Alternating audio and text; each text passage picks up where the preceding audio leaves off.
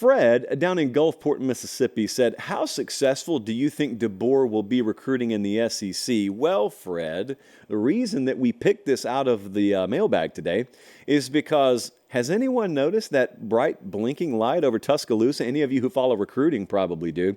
All of a sudden, it seems that the claims that Alabama recruiting was going to disappear into the abyss post Nick Saban have been greatly exaggerated. Now, I've got some friends and acquaintances who were taking that 5 steps further, and they're just claiming Bama recruiting, sustained powerhouse, Nick Saban who. Like, let's not go that far, please. Let's pump the brakes. Let's calm them just a tad.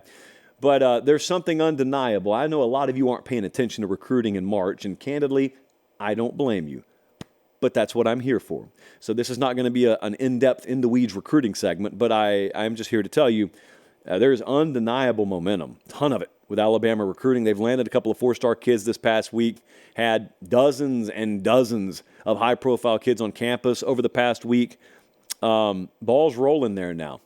So I'll go back when he got hired. When Kalen DeBoer got hired, I told you a couple of really, really big mistruths were being spread. The first was, without Nick Saban, the Bama discount was gone, and Bama couldn't keep up in NIL, which was only partially right. The Saban discount evaporated the day Nick Saban retired. And that was just, Bama didn't ever have to pay for kids in NIL like other schools did because kids were willing to take a huge discount because the exchange was, I get to play for Nick Saban. Well, once Nick Saban retires, didn't really matter who you bring in.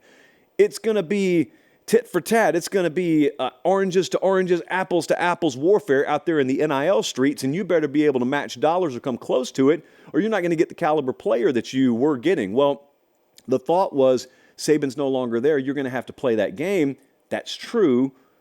But the follow-up was, and Alabama can't afford to.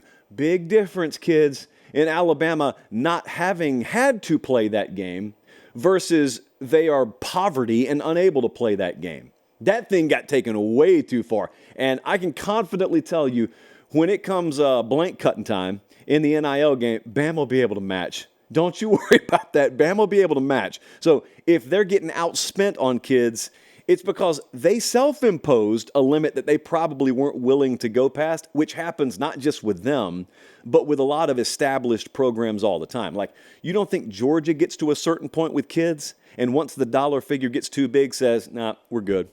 Happens all the time. Happens all the time. That's the nature of establishment versus desperation.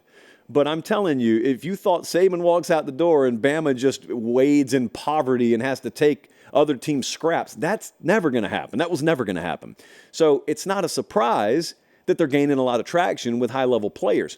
The second thing that was blown way out of proportion is the theory that Kalen DeBoer was not going to be able to keep up in the SEC recruiting lanes because of what he did at Washington. Folks, quickly pulled up 247sports.com. Let me look at Washington's national recruiting rankings under Kalen DeBoer. There was nothing to write home about. And then people said, well, that's the caliber player he was getting there. That effort's not going to work down here. And I said, yeah, it will. He'll recruit fine at Alabama. To which people came back at me and said, well, Josh, are you saying that he's going to be different at Alabama? I'm not telling you he's going to be different at all. I'm telling you his results are going to be different. Like, I'm a believer, just for example, that there are people born in Kearney, Nebraska every year who have whatever DNA it is that it takes to be an elite surfer.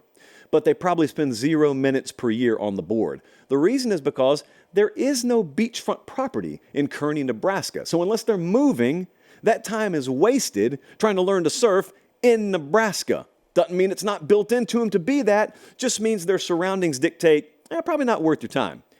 Well, Kalen DeBoer was at Washington.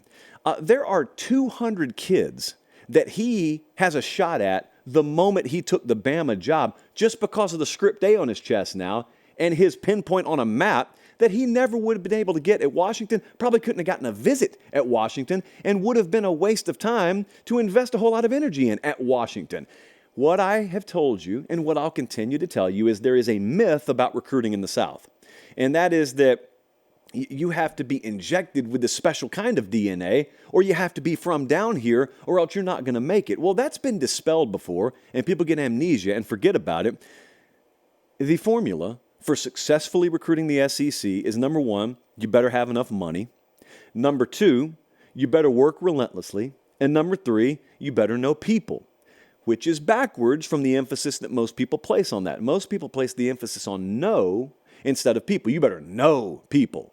As if there's some secret underground network of connections you have to have down here.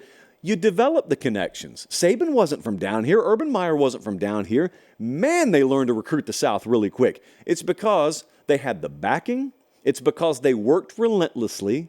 And it's because they knew people. They knew how to connect with people.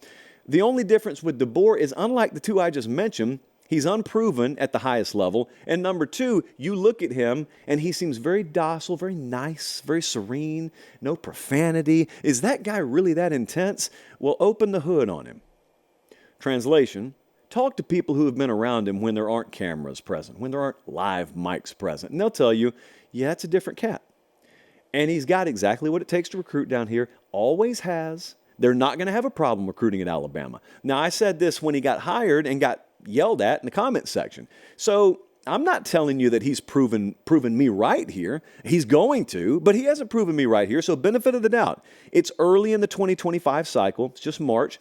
All they've done is landed a couple of kids. It's not like it was last minute back and forth knife fight on the trail with Ohio State and Georgia for them. They will get into those situations and they will win their fair share of battles. Not all of them, but I'm also going to leave you with this. If we establish that Kalen DeBoer's tactical skills are top-notch, if we establish that game day-wise, he's an excellent coach. I mean, undefeated against Lanning, undefeated against Sark, wasn't he, Belchie? So he's beaten the big boys with lesser talented rosters. If we establish that, what do we need him to do at Alabama?